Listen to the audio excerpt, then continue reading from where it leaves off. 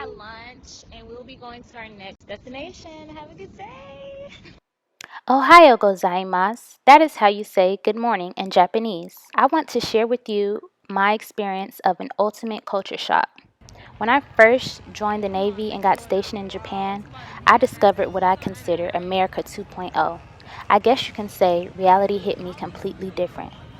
Let me explain. After a nearly 17-hour flight to Japan, I stepped off the airplane and got on a train, which was all new to me. Making it to my base and exploring the outside world, I discovered so many different foods and traditions and styles of living that was now my life. I can go on and on about the culture and tell you my different experiences for days. From me driving on the left side of the road, with everything that's inside the car being on the opposite side of the car than an American car, from seeing the different ways in which the Japanese show worship and spirituality to the different types of foods they eat. One of my favorites is yakiniku, where they bring you raw meats and you cook it on a hot plate in front of you. I experienced authentic sushi and not a knockoff remake. I was able to experience different clothing styles. I wore a kimono while living there. And while I was living in Japan, I started focusing on and practicing mindfulness and partaking in Zen, just having a Zen area. I also experienced some of the Asian medicines that they partake in as far as acupuncture goes. I was able to wake up and see the beautiful sight of Mount Fuji every morning.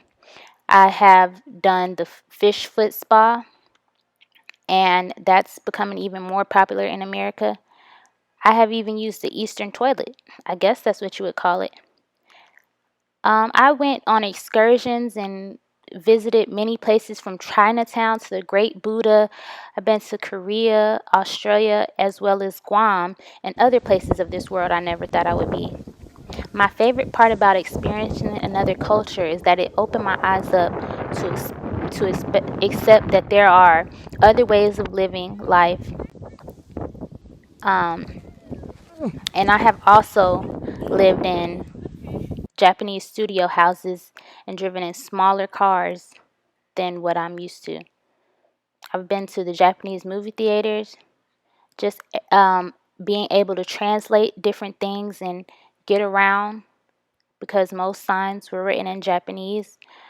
I just had to figure it out on my own, and that has shaped my outlook on the world and makes me want to explore what more there is out there because everybody has a different way of doing something.